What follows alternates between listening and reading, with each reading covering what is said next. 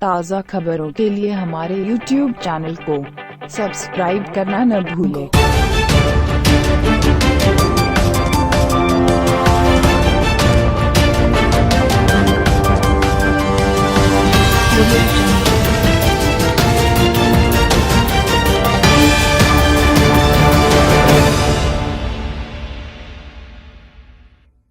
आप देख रहे हैं भारतीय न्यूज़ के साथ विशेष कार्यक्रम विशेष चर्चा। आज हमारे साथ मौजूद हैं मध्य प्रदेश के गृह मंत्री श्री बाला बच्चन जी, जो कांग्रेस के एक बहुत वरिष्ठ नेता भी हैं, और हम आज इनसे चर्चा करेंगे जो मुख्यमंत्री जी ने स्पेशल 29 का जो एक अभियान चला रखा है उस बारे में।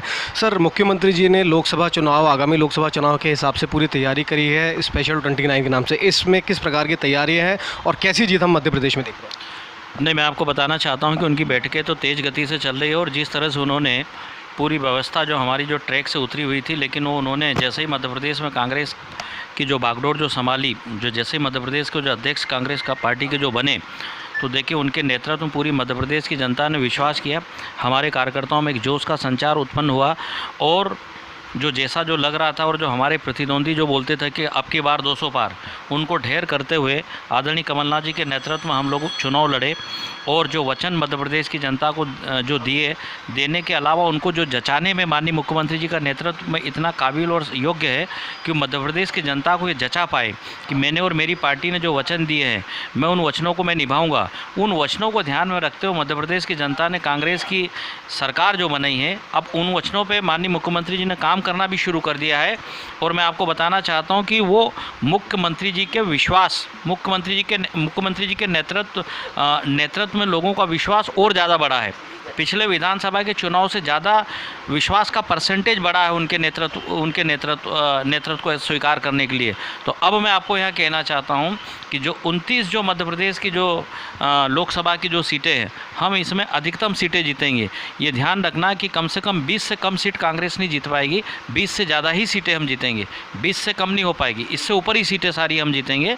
तो जो अच्छी सीटें जीतेंगे, माननीय मुख्यमंत्री जैसे आदरणीय कमलनाथ जी मुख्यमंत्री बने, ऐसे ही हमारे जो देश के जो युवा नेता है, जो हमारी पार्टी के राष्ट्रीय अध्यक्ष आदरणीय राहुल गांधी जी, उन्हीं के नेतृत्व में, और अब तो प्रियंका गांधी जी भी आ गई है, तो उन दोनों भाई बहनों के नेतृत्व में, कांग्रेस पार्टी के हमारे तमाम वरिष्ठ नेताओं के नेतृत्व में हिंदुस्तान में हमारी सरकार बनाने के लिए सांसदों की मेजॉरिटी आएगी, और राहुल गांधी जी सांसद बनेंगे। और उसमें हम मध्य प्रदेश वासी और माननीय मध्य प्रदेश के मुख्यमंत्री कमलनाथ जी भी कहीं पर भी अछूते नहीं रहेंगे। मैंने जो आपको बोला, मेरी बात का ध्यान रखना है कि 20 से ज़्यादा लोकसभा सीटें मध्य प्रदेश में हम जीतेंगे। सर, अभी क्या रणनीति है कार्यकर्ताओं को लेकर ये, क्योंकि भारतीय जनता पार्टी कुछ नेताओं को ये कहना है कि कांग्रेस इतने साल सत्ता से दूर रही तो इनके कार्यकर्ताओं में काफ़ी लंबा चौड़ा गैप आ गया, तो ये रणनीति किस तरीके से बनाई, ब्लॉक लेवल पे, ग्राम लेवल पे, किस तरीके से हमने योजनाबद्ध संगठन का हमारा स्ट्रक्चर बना हुआ है। हमने हमारे जैसे जिला अध्यक्ष जी हैं, ठीक है, आदरणीय वीरेंद्र भाई जो हमारे साथ जो आप देख रहे हैं, ये हमारे जिला अध्यक्ष हैं।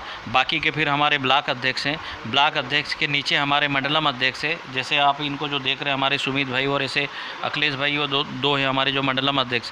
ऐसे संगठन के और भी जो लोग, संगठन के और भी जो हमारे कार्यकर्ता है, ऑफिस बेरर है, सब जगह स्ट्रक्चर हमारा बना हुआ है, और उन सब में खूब जोश और उत्साह है।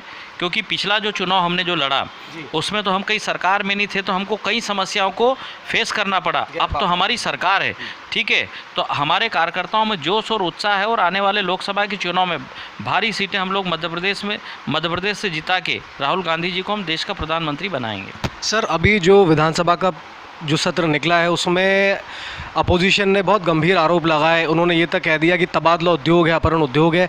ये किस प्रकार की रणनीति से इतने तबादले किए गए, और क्या समझने का फिर हो रहा है प्रतिपक्ष को? देखिए, ये तो एक रूटीन प्रोसेस है, जिसकी अपनी जो सरकार होती है, माननीय मुख्यमंत्री जी की सरकार, कमलनाथ जी की जो सरकार बनी है, और 15 साल बाद में जो सरकार कांग्रेस की जो आई है, तो ट्रांसफ़र तो एक रूटीन प्रोसेस है, और एक लिमिट में जो ट्रांसफ़र जो जहाँ जो ज़्यादा जो ज़रूरी जो आवश्यक है वो करना होता है। वो सरकार का एक ज़रूरी काम है, एक रूटीन का काम है।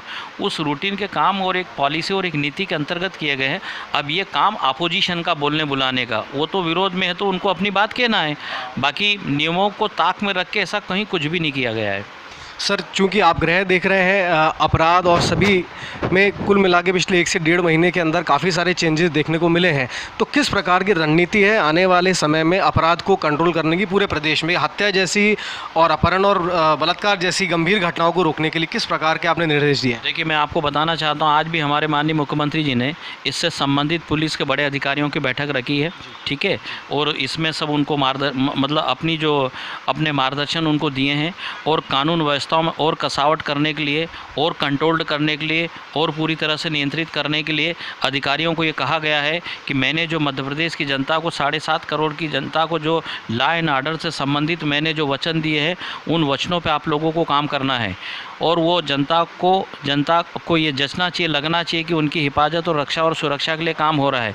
इससे संबंधित हम भी और माननीय मुख्यमंत्री जी हम लोग काम कर रहे हैं। ऐसा लग रहा है कि कांग्रेस पूरी तैयारी के साथ मुख्यमंत्री के मिशन 29 पे अडिग है, सभी कार्यकर्ताओं से बात की जा रही है और गृह मंत्री जी का ये दौरा काफ़ी सफल होता हुआ नज़र आ रहा है।